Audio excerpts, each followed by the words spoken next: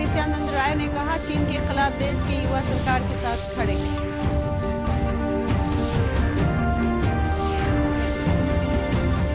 राज्य में कोरोना से स्वस्थ होने वालों की संख्या बढ़कर 7,994 है।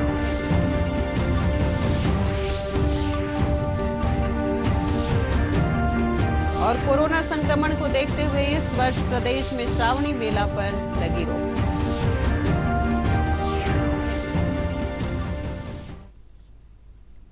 नमस्कार, 7 बजे के बुलेटिन में आपका स्वागत है। आप देख रहे हैं डीडी बिहार और आपके साथ मैं हूं सोनी। समाचारों में आगे, केंद्रीय खाद्य और सार्वजनिक वितरण मंत्री रामविलास पासवान ने प्रधानमंत्री गरीब कल्याण योजना के दूसरे चरण का ब्यौरा देते हुए राज्यों को अतिरिक्त खाद्यान्न उपलब्ध कराने के लिए सरकार द्वारा उठाए गए कदमों की जानकारी दी है। श्री पासवान ने प्रधानमंत्री नरेंद्र मोदी की प्रतिबद्धता को दोहराते हुए कहा है कि यह सुनिश्चित किया जाएगा कि देश में गरीब और जरूरतमंद व्यक्ति भूखा न रहे। उन्होंने बताया कि 30 नवंबर तक राष्ट्रीय खाद्य सुरक्षा अधिनियम के लाभार्थियों के बीच लगभग 2 लाख मीट्रिक टन अनाज और 9,78,000 मीट्रिक टन चना वितरण किया जाएगा। वहीं मामले की जानकारी देते हुए प्रदेश के खाद्य आपूर्ति मंत्री मदन सहनी ने कहा है कि प्रधानमंत्री के इस महत्वाकांक्षी योजना से लॉकडाउन के दौरान गरीबों को काफी फायदा पहुंचा है। श्री सहनी ने बताया कि इस योजना से प्रदेश में 1 करोड़ 86 लाख परिवार को पहले से ही लाभ मिल रहा था। अब इस योजना से विभिन्न जिलों में 25 लाख नए लोगों को जोड़ा गया है। 5 महीने का अतिरिक्त और अनाज मिला है। 3 महीना पहले हम लोगों ने वितरण किया। अभी जुलाई से लेकर के नवंबर तक लगातार 5 महीने तक यह मुफ्त अनाज मिलेगा सभी को, और जिसके अंतर्गत यहाँ पहले से ही 1 करोड़ 86 लाख परिवार को यह योजना का लाभ मिल रहा था। अभी 25 लाख से ज़्यादा लोगों को हम लोगों ने, जो नए लोग थे, गरीब लोग थे, छूटे हुए, उनको भी हम लोगों ने जोड़ा है और उसका भी राशन जो प्रिंट किया गया है। केंद्रीय गृह राज्य मंत्री नित्यानंद राय ने कहा है कि चीन के खिलाफ देश के युवा सरकार के साथ खड़े हैं। हाजीपुर विधानसभा क्षेत्र में जनसंवाद कार्यक्रम को संबोधित करते हुए श्री राय ने कहा कि आगामी बिहार विधानसभा चुनाव में एनडीए जीत हासिल करेगी। उन्होंने पार्टी कार्यकर्ताओं से अपील की कि वे घर घर जाकर लोगों को सरकार की कल्याणकारी योजनाओं की जानकारी दें।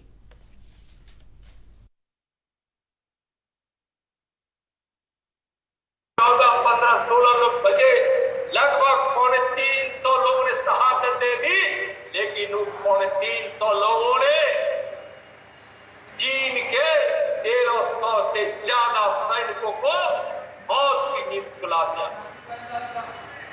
दुश्मनों को जवाब देने का इतिहास हम पढ़ा दे 1962 भारत को मिली थी, लेकिन जवाब और शौर्य का इतिहास 1962 में भी इस देश की सेना ने लिखी थी।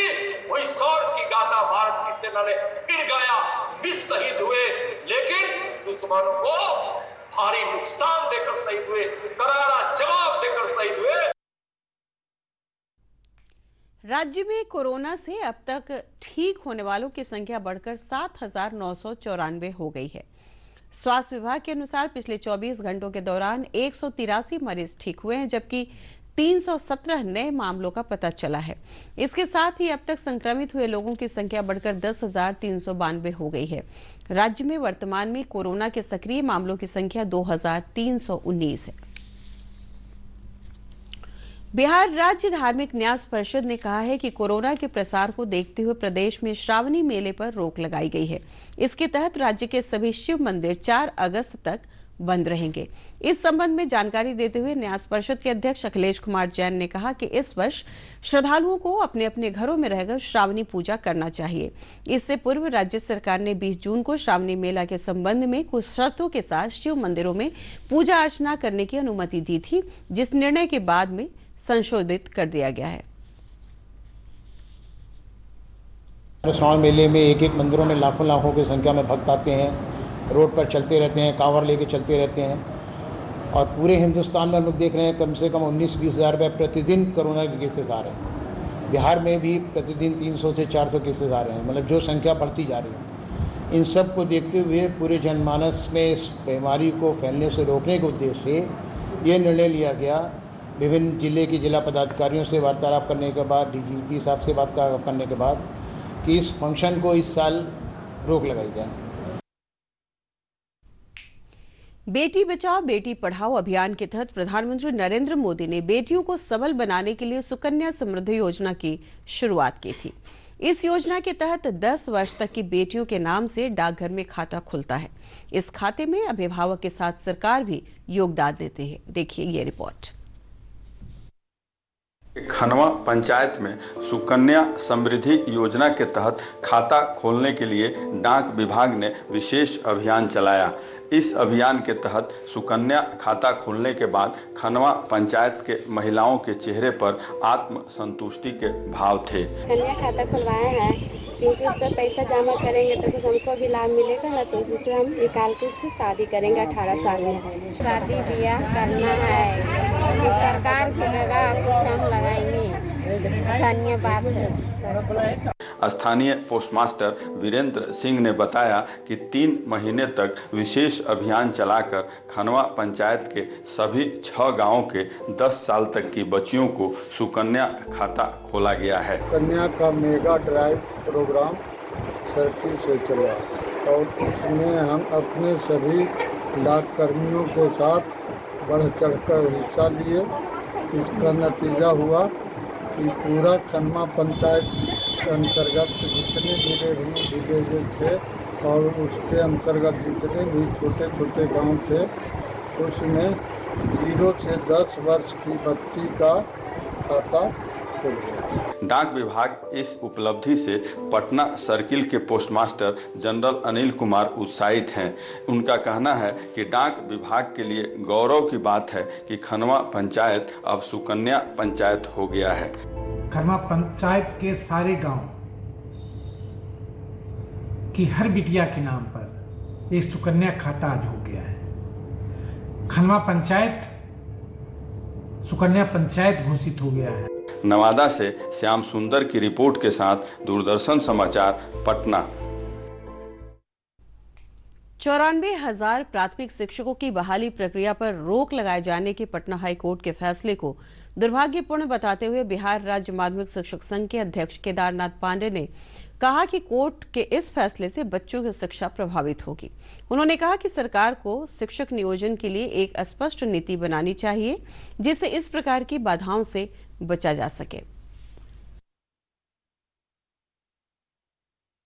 मैंने भी देखा है आज जो 94,000 शिक्षकों का नियोजन माननीय उच्च न्यायालय ने स्थगित किया है, ये बहुत दुखद है। एक तो विद्यालयों में शिक्षकों की भारी कमी है और कोरोना महामारी के चलते कई बार नियोजन का शेड्यूल सरकार को बदलना पड़ा है और फिर न्यायालय ने इस पर रोक लगाई है।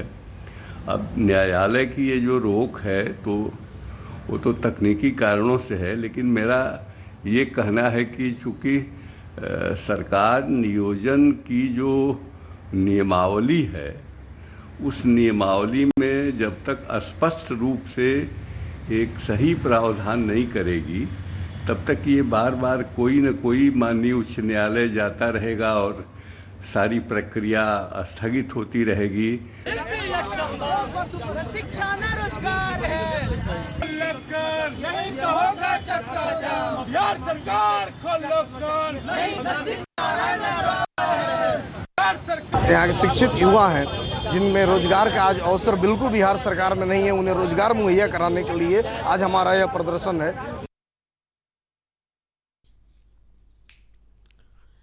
दरभंगा के प्रधान डाकघर में डिजिटल दिवस के मौके पर डाक सेवा जन सेवा शिविर और ग्राहक सेवा केंद्र का उद्घाटन किया गया। इस अवसर पर उत्तरी परिक्षेत्र मुजफ्फरपुर के डाक अधीक्षक अशोक कुमार ने कहा कि डिजिटल इंडिया भारत सरकार द्वारा शुरू किया गया एक ऐसा अभियान है जिसके जरिए सरकार लोगों को डिजिटल रूप से सशक्त बनाना चाहती है। उन्होंने कहा कि इंडिया पोस्ट पेमेंट बैंक के आ जाने के बाद डाक विभाग सबसे बड़ी डिजिटल संस्था बन गई है।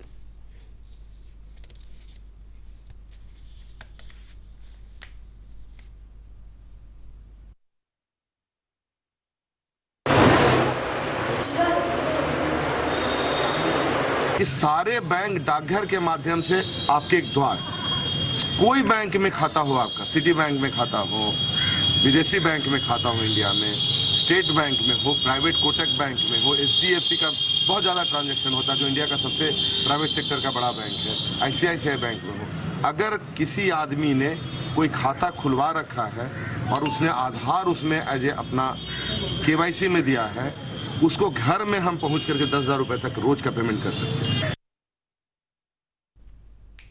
सहरसा जिले के नौहट्टा प्रखंड स्थित FCI अनाज गोदाम में रखी गई दाल में पानी मिलाने का मामला सामने आया है। प्रशासनिक उदासीनता और मुनाफाखोरों के चलते गरीबों के थाली में दाल जाते जाते रह गई। जो दाल कई गरीबों का पेट भर सकती थी, वो दाल अब खराब कर कचरे के ढेर में तब्दील हो चुकी है। एक रिपोर्ट। वितरण से पहले दाल में लगा फंगस, FCI गोदाम में डाला गया पानी, गरीबों को मिलने से पहले ही खराब हुई दाल, थाली में आने से पहले छिन गया निवाला। ये वीडियो है सहरसा जिले के नौहट्टा FCI गोदाम का, जहां सैकड़ों क्विंटल दाल रखी गई है गरीबों के बीच बांटने के लिए, लेकिन उससे पहले ही इन दालों में फंगस लग चुका है। दालों की ये हालत पानी डालने से हुई है। जानबूझकर मुनाफाखोरों ने दाल का वजन बढ़ाने के मकसद से इसमें पानी मिला दिया ताकि ज़्यादा से ज़्यादा मुनाफा कमाया जा सके, लेकिन अब लोगों ने इस दाल को लेने से इनकार कर दिया है। दाल भारत सरकार जब हम लोगों को फ्रेश दाल दे रही है तो हम खराब दाल क्यों लेंगे? कोरोना से मरने से पहले लोग दाल खा कर के मर जाएंगे। तो सड़ा हुआ दाल है तो लेके क्या करेंगे हम? तो आप लोगों को क्या मांग है? मांग है जो फ्रेश दाल आ रही है तो फ्रेश दाल चाहिए ना, तो सड़ा हुआ हम लेके क्या करेंगे? दाल में पानी मिलाने का मामला सामने आने के बाद जिला पदाधिकारी कौशल कुमार ने इस मामले में संज्ञान लेते हुए FIR दर्ज करा दिया है। साथ ही दाल की आपूर्ति करने वाले सप्लायर को 5 साल के लिए ब्लैक लिस्टेड कर दिया गया है। तो यह संदेह में कि दाल खराब है, हम लोग नहीं इसलिए डिस्पैच कर रहे, ये दिखाने के लिए वहाँ के सब ट्रांसपोर्टर के एक व्यक्ति जो है वहाँ पे 6-7 बोरा दाल बचा हुआ तो वहाँ पे पानी डालने का प्रयास किया गया। उसका हम लोग चिन्हित भी किए उस आदमी को, और इसी कारण से उस जो ट्रांसपोर्टर जो नौहट्टा गोडाउन के DSD ट्रांसपोर्टर देते हैं उनको हम लोग उसका अनुबंध रद्द कर दिए हैं। उस पर FIR भी किया गया है, उसको 5 साल के लिए ब्लैकलिस्ट भी कर दिया गया है। प्रधानमंत्री नरेंद्र मोदी ने 30 जून को ऐलान किया था कि 80 करोड़ गरीबों को नवंबर तक मुफ्त में अनाज मिलेगा। त्योहारों का ये समय जरूरतें भी बढ़ाता है, खर्च भी बढ़ाता है। इन सभी बातों को ध्यान में रखते हुए ये फैसला लिया गया है कि प्रधानमंत्री गरीब कल्याण अन्न योजना का विस्तार अब दिवाली और छठ पूजा तक, यानी नवंबर महीने के आखिर तक कर दिया जाएगा। प्रधानमंत्री गरीब कल्याण अन्न योजना के तहत परिवार के हर सदस्य को 5 किलो गेहूं या चावल मुफ्त दिया जाता है। 1 किलो चने की दाल भी मिलती है, लेकिन दालों की आपूर्ति में देरी होने से अप्रैल, मई और जून में गरीबों को दाल नहीं मिल पाई थी।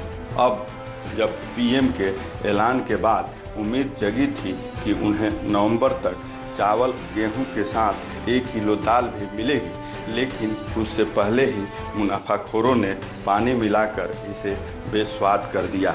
सहरसा से आनंद झा के साथ दूरदर्शन समाचार, पटना। और अब जानते हैं मौसम का हाल। मौसम विज्ञान केंद्र पटना ने अलर्ट जारी कर कहा है कि आगामी 48 घंटों में पटना सहित बिहार के ज्यादातर जिलों में बारिश के साथ ही वज्रपात होने की संभावना है। मौसम विज्ञान केंद्र ने बारिश के दौरान अनावश्यक रूप से घरों से बाहर नहीं निकलने की अपील की है। साथ ही खेतों में काम कर रहे किसानों से बिजली चमकने के दौरान सुरक्षित स्थानों पर चले जाने को कहा है। वहीं कटिहार जिले के कोढ़ा प्रखंड स्थित विनोदपुर गांव में आज दोपहर हुई वज्रपात में 2 महिलाओं समेत 3 लोगों की मौत हुई, जबकि अन्य 5 लोग गंभीर रूप से घायल हुए हैं। सभी घायलों का इलाज कटिहार सदर अस्पताल में चल रहा है। वहीं शिवहर जिले के तरियानी थाना क्षेत्र में 3 और पश्चिम चंपारण जिले के मानपुर थाना में 1 व्यक्ति की वज्रपात से मौत की सूचना है। इधर राज्य के चारों प्रमुख नदियां कोसी, बागमती, कमला बलान और महानंदा लगभग 6 स्थानों पर खतरे के निशान से ऊपर बह रही है। और अब जाने से पहले मुख्य समाचार। केंद्रीय मंत्री रामविलास पासवान ने कहा, पीएम गरीब कल्याण योजना के तहत नहीं होगी खाद्यान्न की कमी। केंद्रीय मंत्री नित्यानंद राय ने कहा, चीन के खिलाफ देश के युवा सरकार के साथ खड़े हैं।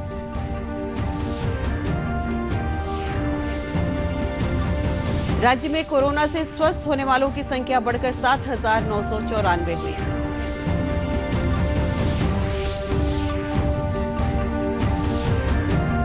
और कोरोना संक्रमण को देखते हुए इस वर्ष प्रदेश में श्रावणी मेला पर लगी रोक।